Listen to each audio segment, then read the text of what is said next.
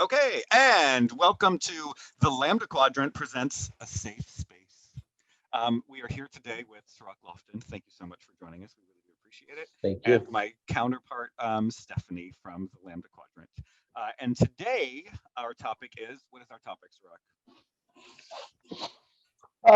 Well, I think our topic is Captain Cisco, and really how actors are treated differently. And getting to a place where we can start to address things, and maybe we'll get to a place where we can start making changes in the future. Specifically, when it comes to race, I know there's all types of different groups that have their own issues, but as somebody who's going to be speaking on behalf of Black people, because that's my experience. Mhm.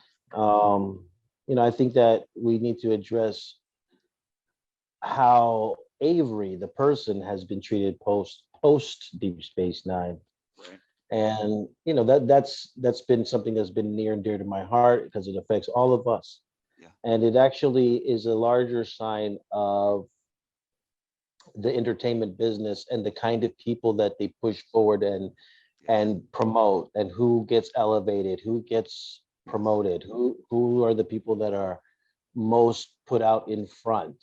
Yeah. And sometimes those people are the people that are, in most cases, the people that are elevated and promoted are the people that get along with what's going on and don't really make too many waves.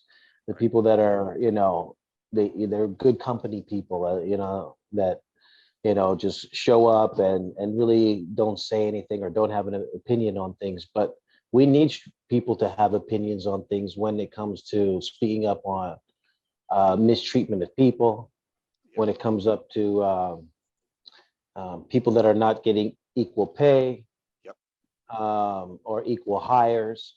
Hmm. Um, and one of the things that I think Star Trek does a good job of, is as far as the product that they have put out, is that they've been very diverse, and they've been very good at making us buy into a very utopian vision of the future, Yeah. where humanity works together, and all of us on Earth have a larger agenda of exploring the universe, working together to bring peace and prosperity around the universe and the galaxies.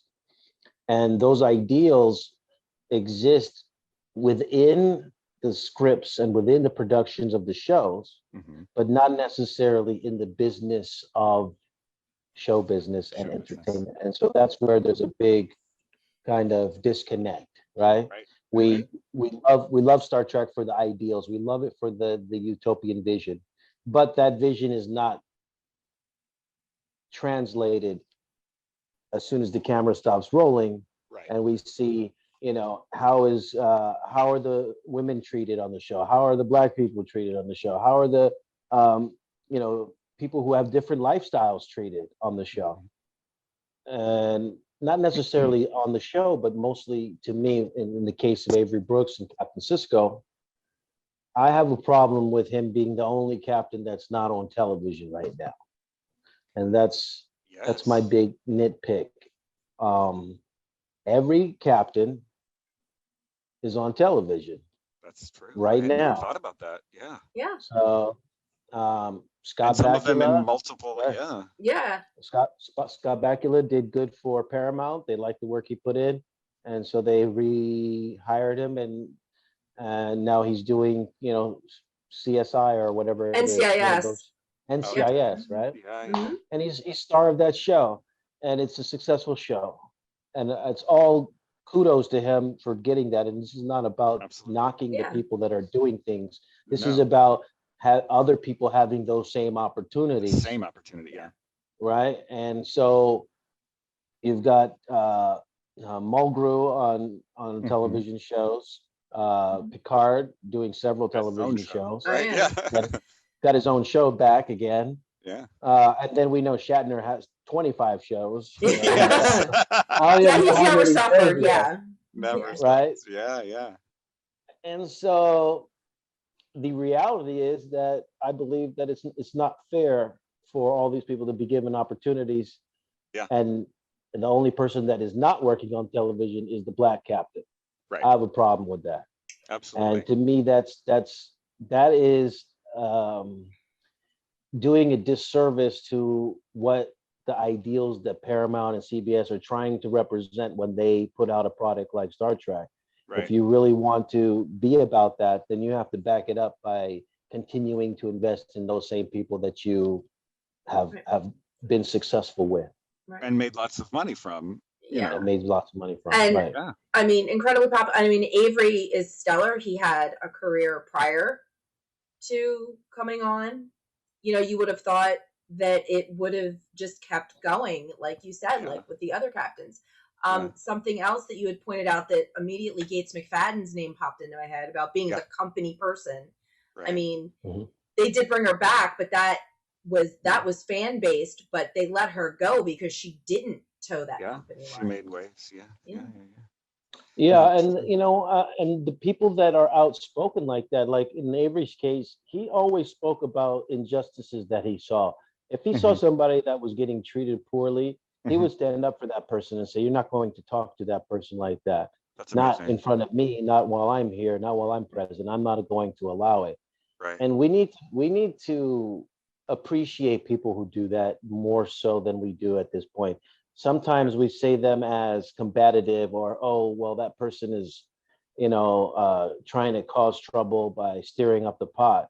Right. But sometimes some people need to have someone advocate on their behalf or speak up. Yeah. And Avery, being the star of the show, you know, used his power for speaking up on behalf of people. Right. And so because of that, you know, there's all this kinds of rumor about who he is and what kind of person he is. Right. Even to the point where I've heard rumors that say that he doesn't want to act or he's not interested in acting. Right. And I mean, how preposterous is the idea that a man who dedicated his entire life to acting, literally as a professor, as a student, and as a working actor, from doing stage plays, traveling the world, doing several television shows, not just Deep Space Nine, but several leads in television shows. Yeah. A guy who dedicated, you know, maybe 40, 50 years to acting. Right.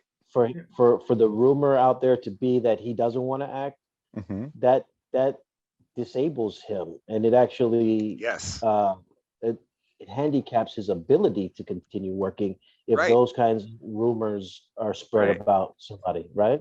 Yeah, because words matter, right? Like people think that, you know, it's just a little, it's just chat. We're just, you know, it's just conjecture. We don't really know what's going on, but those things matter and those things spread.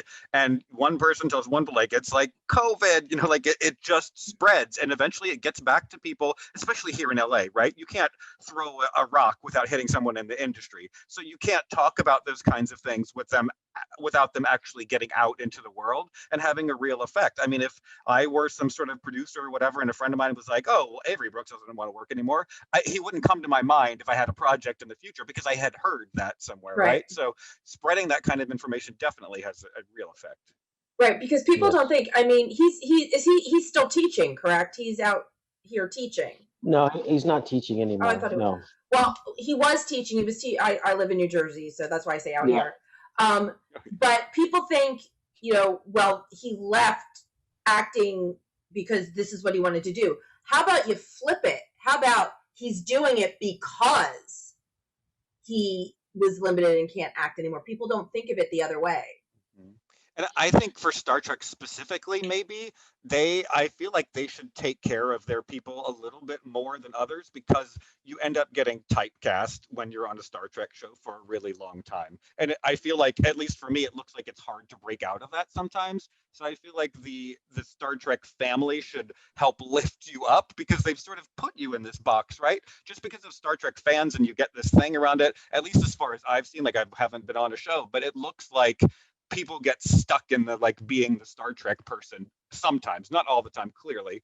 Right. But I feel like Star Trek should help lift them up because they're the ones that put them in this box, like for better or worse. I don't know, but they should be like, look, you know what? We made you a captain. People think you're a captain. Let's keep you a captain.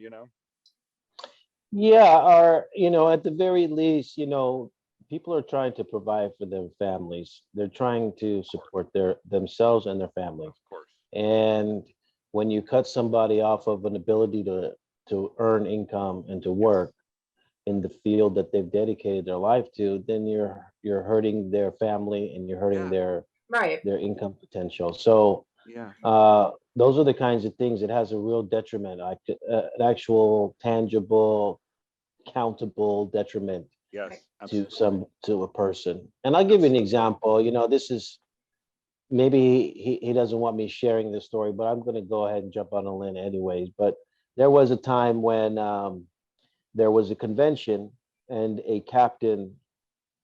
I will say who the captain is. It was Picard. Patrick Stewart wasn't able to show up at the convention. He was canceling his appearance. Now they had already sold tickets to the event. The event was upcoming, and there wasn't really much time to get a replacement. Okay, and so the people organizing this event reached out to Avery and said, "Hey, Patrick has canceled on us due to whatever circumstance, and we need somebody. And would you be his replacement?" And I'm going to paraphrase because this is not a direct quote, but Avery said something to the effect of, "I will do the replacement as long as you pay me what you were going to pay him." Yes. And I bet I know what the answer was. Hell no. That's what the answer was. Right. The answer You was had hell that no. money put aside. You need someone is stepping in. You should pay him more because he has to come and be that person that's not at the very least you pay him the exact same amount. You should pay him more. Yeah. And you're asking him last minute. And that's what I mean. You're asking somebody last minute, and it's only the fair thing to do. You've already appropriated that money as part of your budget. Right. And it doesn't seem like an unreasonable request. It's not like, I want you to pay me double what you pay him, right? Right. I want the same pay. That's literally equal pay. That's what we're talking about when we talk about equal pay for all people. Right. That's what we talk about, and when you say no to somebody like that, that just goes to show you that's just one small example, and but it's indicative of the kind of treatment that he gets, that I get, and that other people get who are in certain situations where they're not exactly part of the, they're not part of the gang. So. And the catch-22 is if you say no, then you don't get asked back. If you say yes, then you're compromising yourself because you have to be like, well, I guess I'm not worth the same much as, So that's a tough decision no matter what, and I honestly commend him for standing up for himself and being like, this is what I want to get out. Well, yeah, when they say no, he said no too, and then that was the end of the conversation. But the point is that you would treat somebody like that you would offer them less. I mean, you're talking about to their face, right? Like, wow. Yeah, right. You're talking about he has the same credentials. He has 7 years on Star Trek. He has the same credentials. He's the captain of a ship. There's really no reason to offer less, except for the fact that you think less of him. And I think that's really what the root element is that I'm talking about. And I am also a victim of this same kind of infrastructure that really diminishes your ability to earn. And just recently, as a matter of fact, there was an article posted that they were interested in bringing back Deep Space Nine. Just came out recently, they're going to CBS interested in reviving Deep Space Nine. And in the article, it said, they're in negotiations with Avery, but they don't want Cirroc. So that was put out in this article. Like, okay, you don't want me? All right. And then it went on to say, besides, Cirroc doesn't want to act because he's working at a restaurant. So they've already assumed didn't contact me for the article and interview me and ask me what I think or, anything about what's going on in my life. Now, Right. did I work at a restaurant? Yes, I had a restaurant with my wife at the time, and we opened a restaurant. Right. Am I still involved with it? No, but if somebody had taken the time to get to know that, Right. they would find out that I'm not involved with the restaurant. I'm not working at the restaurant. Right. But once you put something out there like that, it's there. Then it's there. Then it's like, oh, Cirroc doesn't want to act. He wants to work at a restaurant. Right. Avery doesn't want to act. He just wants to be a teacher. Or like, he's retired. I wonder what their source for that information was, and what have they credited as in the article? Because clearly it's not true. So. Yeah, but it doesn't matter if it's not true, because once you start the rumor, then the rumor is just becomes the fact. Right. Exactly. So that's where I have a problem. I have a problem with the industry using these kinds of tactics to really take a hit at shots at me, take shots at Avery, and not allow us to really grow or continue to work. And those kinds of things are what I think is a big problem in this industry. And I hope that they'll be able to fix that going forward for people like the girl that's starring on this new Discovery show. Is she going to have to deal with that? Is she going to get offered less money to do conventions? Is she going to not be able to work on television or movies after her reign on Star Trek is over?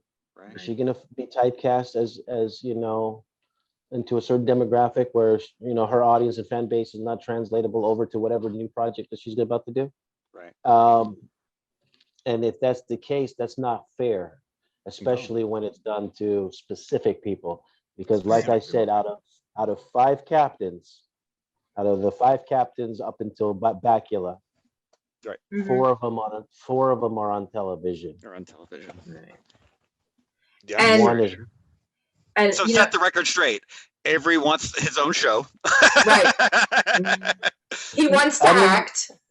Yeah, he wants to act. He would like to get treated with the same respect. He'd like to be offered jobs the same way other people are offered jobs. Absolutely. He'd like to go in and get offers without having to audition the same way other people get offered jobs without having to audition. I mean, this is the standard in this business. It's not uncommon for somebody who's earned us up into a certain level, a certain amount of reputation-wise, as far as being able to produce material. You're talking about Avery doing 176 episodes of television.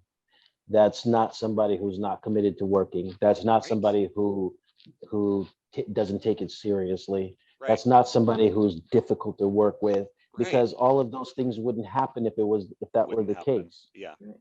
Absolutely. Right. Yeah, they don't keep you around for 176 episodes. They can't stand you. Like that. Especially not on a Star Trek. I'm sorry, Randy. Yeah.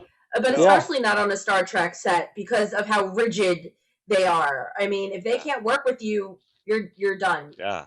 I mean, you hear Star people give up their lives for it. So yeah. Right. Absolutely. He gave up his life for it. And he should be treated accordingly, treated properly, treated with the same kind of respect that other actors are given who have put in that same kind of work and have made it to that pinnacle. And I don't see it. So I have a problem with it. I hope that in the future, the business makes these kinds of changes and starts to keep their talent and keep their do right by their people that do right by them. Exactly. They're the myth that he's this kind of a person that's difficult or doesn't want to work is it's not true. And there is no example of him having a Charlie Sheen moment in which you're like, okay, this guy is not, he doesn't want to be here anymore. Right. I've never heard of any such thing. Yeah. No.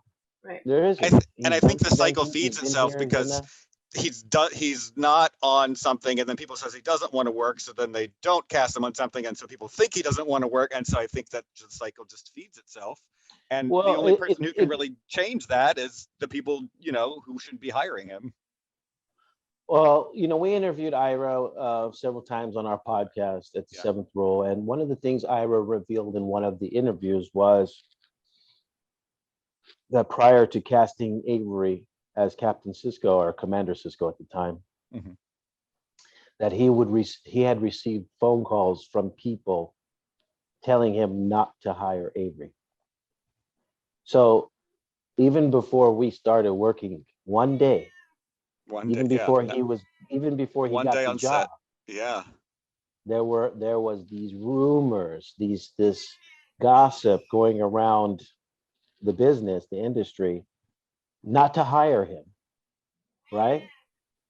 And Yeah. Right. I don't know if it was Ira who made the call, or I don't know who made the call and overrode those those people's advice. Right.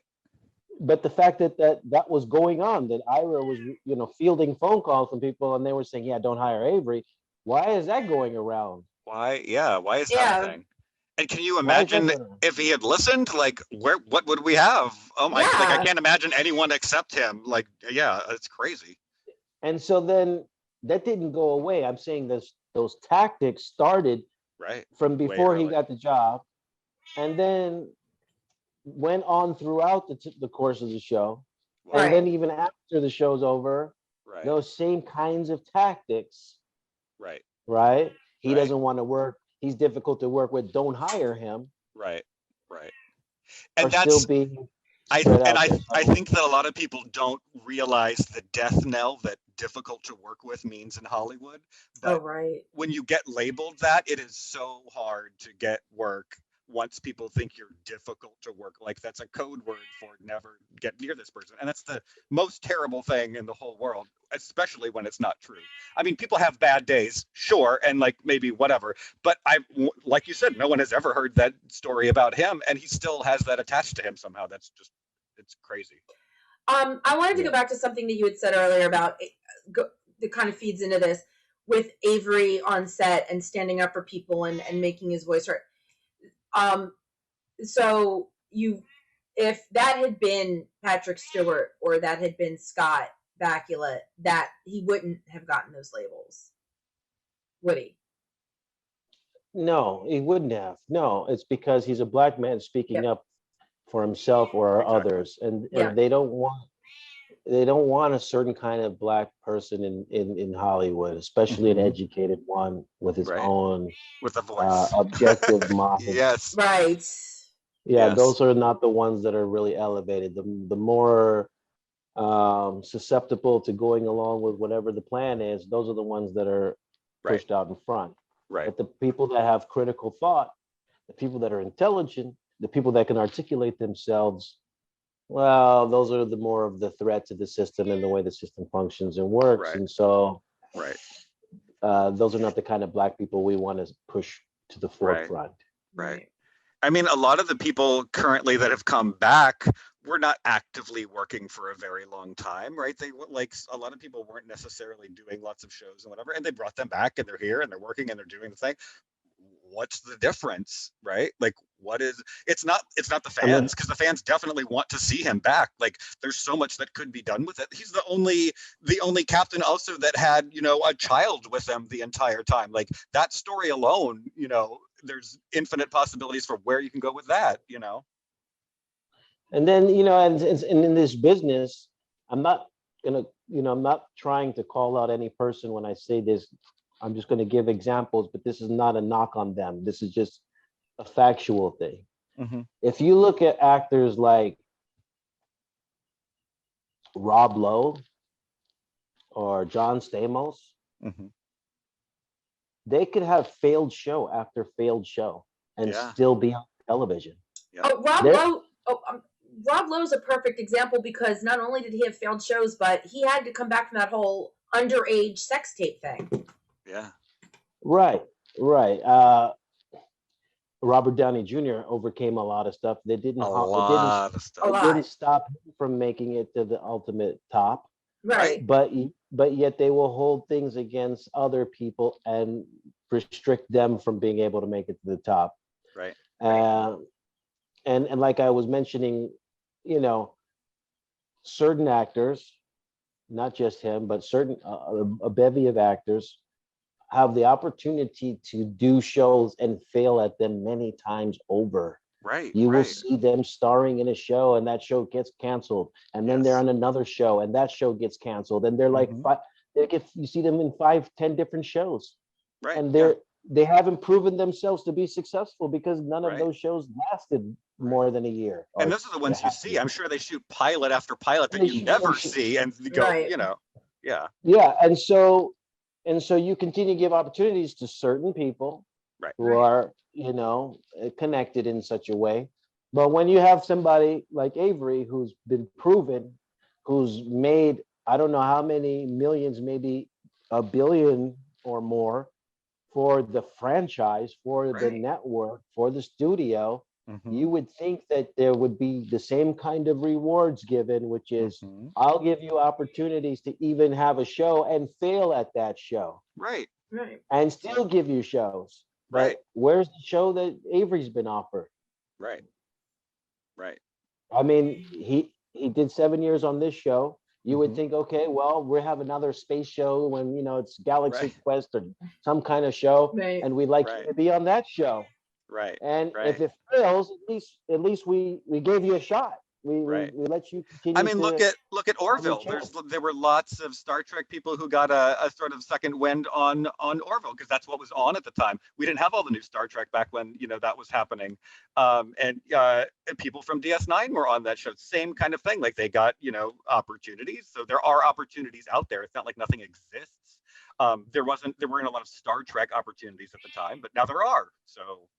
And there's plenty of networks and plenty of television shows and plenty of projects in development for these companies to be able to keep their star talent working and able to provide for their family. Right. It's very simple. They're not asking for, you don't have to. Everybody have to be Will Smith or Denzel Washington or something. Right. I'm not talking about making $20 million a movie. I'm Right. talking about just being able to continue to provide for your family or support yourself. Mhm. And I'm also talking about getting equal opportunity and equal pay. And Yes. until we have equal opportunity and equal pay, we're really not living up to the ideals that Star Trek is supposed to be about, what it really claims to be about. Right. Until that fantasy of that science fiction realm infiltrates the actual world, Mm-hmm. then we really won't have the kind of development that we need to have. And that's why I said, is this girl who's on Discovery, is she going to have to deal with that? Mm-hmm. Is she going to be put in this same category where they're going to offer her half what they offer the other captains? Right. Right. Right. I mean, she's incredible. I've actually had a chance to talk to her at a couple of places, and I think she is such an incredible actress. What she does with that character. I actually saw her at it was a zombie convention. It was more about her role on Walking Dead. And I walked up to her and I said, I just want to tell you how you've melded the human raised by Vulcans, I think is so perfectly portrayed. She is so incredibly talented, but you're right. Right now, she is the bright, shiny new penny in the Paramount crown. Right. Right. And what happens when the newer, shinier pennies come along? Right. Well, I'm just saying, if she delivers for them 7 years of television and they're able to build their Paramount Plus network and or CBS All Access or whatever, and they're able to build their platforms based off of the work she puts in, and they're able to make all this money because of the work she has put in, and others, not just her, but I'm just using her as an example because she's technically the star of that show. Right. Is she going to get the same kind of treatment? Is she going to get the Scott Bakula treatment, or is she going to get the Avery Brooks treatment? Right. And that's the question. That's the question. And the only thing that I can deduce is color, right? I mean, what's the difference between him and the other people? There's only really one glaring difference, and he's the only Black person out of them. Right. So that's what I have an issue with. And I believe that, I'm just going to keep talking about it until they recognize that they are not doing him right. And not just him, but me and maybe LeVar Burton, maybe Michael Dorn. I don't know who else is a victim of these kinds of of this kind of system working, but I mean, has Nichelle Nichols, there's the list could go on. Of course. But the point is, I know Avery because I can only use it as captains, and I figure if they're all captains, then we can Right. use that as Right. a fair, An equalizer, right? Yeah. an equalizer, right? Right. I have a smaller role. It may have trickled down, but maybe that's not what has influenced my life. Mm-hmm. But for him, and we, in comparison to the other captains as the equalizer, Right. we can clearly see that he hasn't had the same opportunities. And by the example I gave you, the same pay Right. as the other counterparts. So that's Right. that's what I have a problem with. Right. And As you should. Yeah. Right. No, you're absolutely. And they're only shooting themselves in the foot because they're just giving him the opportunity to make them more money. Like, it seems very short-sighted, right? Like, all they have to do is do market research to find out that people want to see him come back, but everyone thinks for whatever reason that he doesn't want to. Do market research, talk to people, find out what's going on. People want to see it. It's very strange, for sure. And how about talking to him? This is the whole thing. It's like the telephone.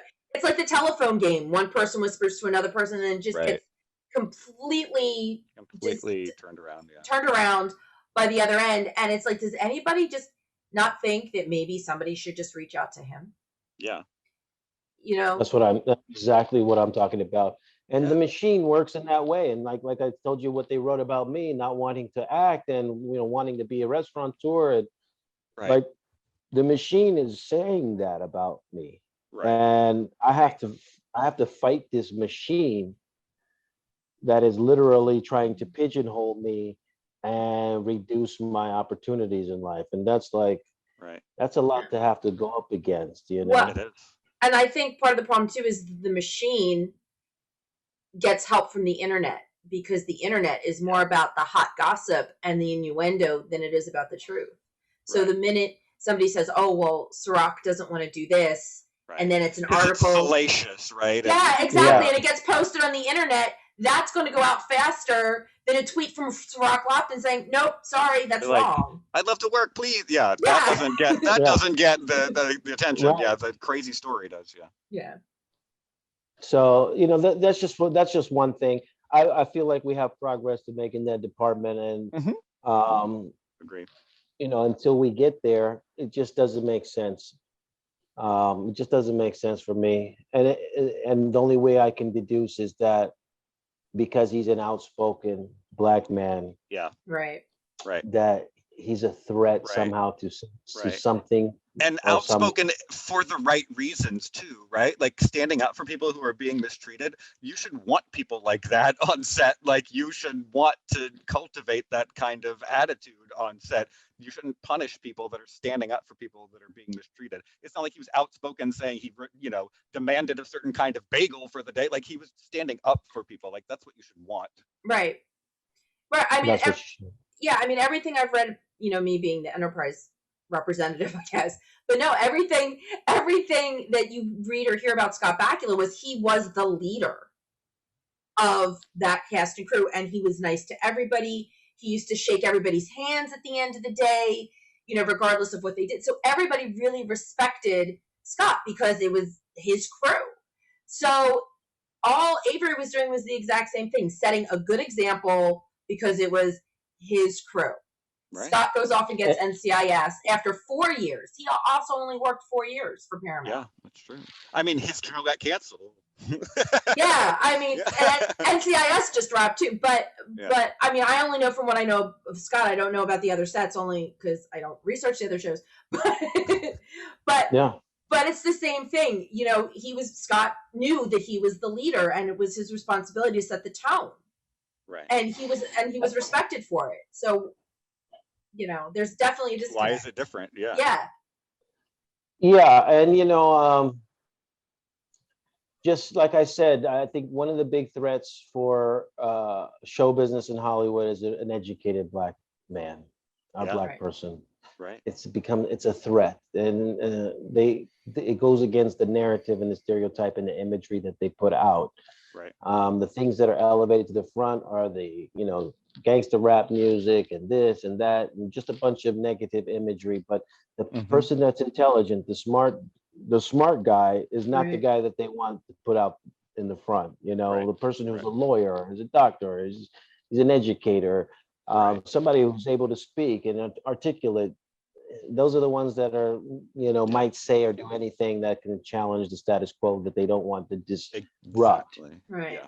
It takes them out of that box in people's brain, and it makes people uncomfortable enough that it's not worth the risk to the entertainment. I mean, you know, Avery stood up for really small things, but I mean, also big things in a way. You know, there's so many stories, I can't even go through them all, but I don't know how many times he bought dinner for everybody on the cast. I mean, for the crew, not just the cast, but the crew, The crew, everybody. You know, it's because usually if you work late, the last option is a hot pizza, so everybody just gets pizza. Yep. And, Some red and vines. so days and days of, you know, Avery didn't like everybody in the cast having to eat pizza, so he would, out of his own pocket, buy Indian food or buy hot wings or buy, you know, anything buy dinner besides a for everybody. freaking pizza. Yeah. Anything but a pizza. And he would go out of his way and buy breakfast for everybody. I mean, out of his own pocket, Right. Those Um, bagels get old. Yeah. Yeah, those crafty things. No. Yeah. Our It's cute the hairdresser first day. was Yeah, exactly. Yeah, but after a while, it gets The- like, it's just, so he did that because he felt he was concerned about what the crew was eating, and he wanted to make sure that they got a nice good meal that would keep them going. So, you know, that's being a leader, in my opinion. absolutely. Absolutely. When our hair guy Ron Smith, rest in peace, when he was sick and dying, he was staying at Cedar Sinai, and Avery paid his hospital bill. Oh my And made gosh. sure that he got his own room and was able to be with his wife in his last Oh. days. That he paid it out of his pocket. Nobody's Wow. going to talk about that or say anything about that, They but that's what he should. did. Yeah. He's spoken up on behalf of myself and others too many times to count. And because he's that kind of a person who notices when people are being mistreated, he notices. He's like, "Well, I don't like your tone. Say Right. that again." Right. That's scary for people, You know, probably. he calls people out when they try to Right. pull some kind of, you know, BS that he's not up for. Right. And that is intimidating, threatening, or whatever you want to call it, to, like I said, the status quo and the people that are used to going unchallenged and unchecked in whatever they have to say. They, you know, say whatever they want to say. Nobody ever tells me what to say. I say what I want to say. I'm the boss.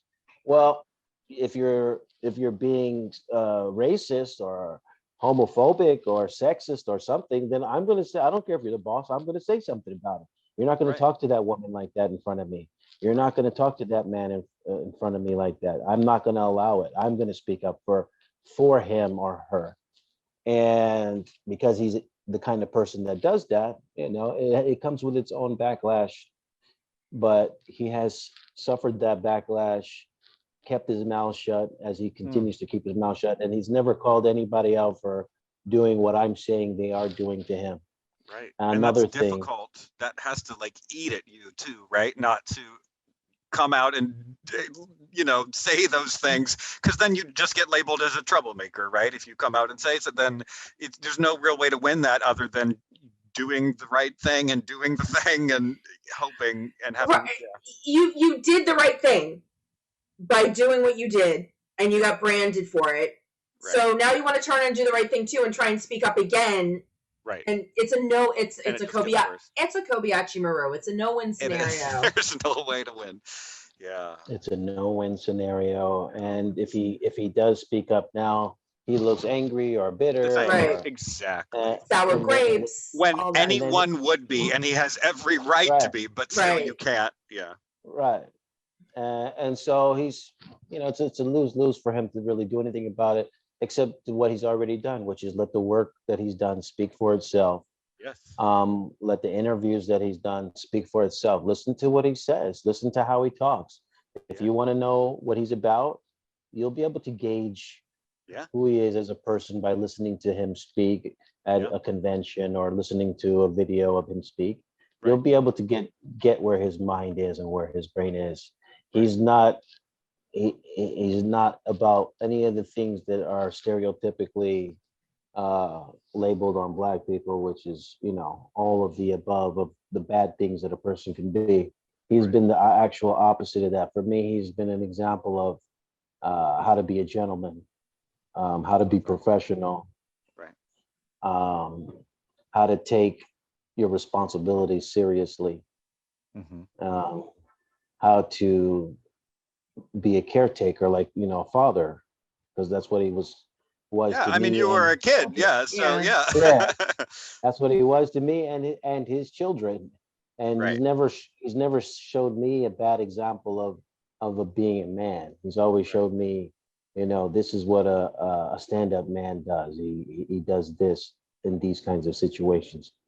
And so for me, if anybody should be elevated, if anybody should be in front of the camera, if anybody should be the voice of the community, it should be somebody like him who's put in decades upon decades of work, doing the research, doing the homework, meeting the people, being with the people, you know, and dedicated his life to Pan-Africanism, to African-American culture, African-American studies, Black Arts Festival director. I mean, this is a guy that did so much. And unfortunately, even within the Black community, he doesn't get the same kind of acknowledgement that he deserves. I mean, there was no celebration for him by BET. You never saw any of the Black news publications, Jet Magazine, and all of these Black publications. They didn't celebrate the fact that they had a Black captain. They didn't celebrate that. So he's gotten it on both sides, essentially. On both sides. Wow. Yeah. And for such a great guy, like, that's just, who's dedicated his life for Black people. Right. And like an amazing example of, like, just the best. Yeah. It's amazing that he's kept himself the way he has, with like you said, getting it from both sides. Yeah. It's amazing that he's still that type of human being. And he hasn't just been like, you know what? Yeah. He's like, because honestly, if that was me, I'd be like, I'm gonna go find an island somewhere, and you can just all. Yeah. Right. No, for sure. Yeah. To his credit, that's just amazing that he's still the incredible human being that he is, and he hasn't decided to just chuck it all. Right. So Paramount, we want Avery. We do. We all want to see it. We all want to see it come back. I'm gonna say thank you there. I feel like we have gotten so much amazing information and so much for people to think and talk about. And honestly, I hope this sparks a much better discussion versus what we have heard in the past and what people think. I hope this changes people's minds. I hope this opens people's eyes. I hope that it starts a movement of whatever happens where there's a new hashtag to bring Avery back and they actually start listening. I hope for all of those things. Thank you for talking about this. Wow. I learned a lot, even because how would we know this, right? Because we have the same experience as the other people out there. I've learned a tremendous amount, and I thank you for speaking for him. Thank you for telling his story. Thank you for telling the story that people might not otherwise. Absolutely. Everything that Randy said. The only thing I would add is, you're going to be in Vegas. We're going to be in Vegas. If people want to continue, if people see this and they want to continue the conversation with you, they know where to find you. They'll know where to find me. I will be in Vegas at the Creation event, 55 years. And looking forward to moving past this whole COVID chapter and kind of getting back to social non-distancing. Yes. Hugs all around. All the hugs, the green bracelets all around for sure. Right. Awesome. So with that, we will sign out. So thank you everyone for watching. Lambda Quadrant presents A Safe Space. Until next time. Thank you. Thank you.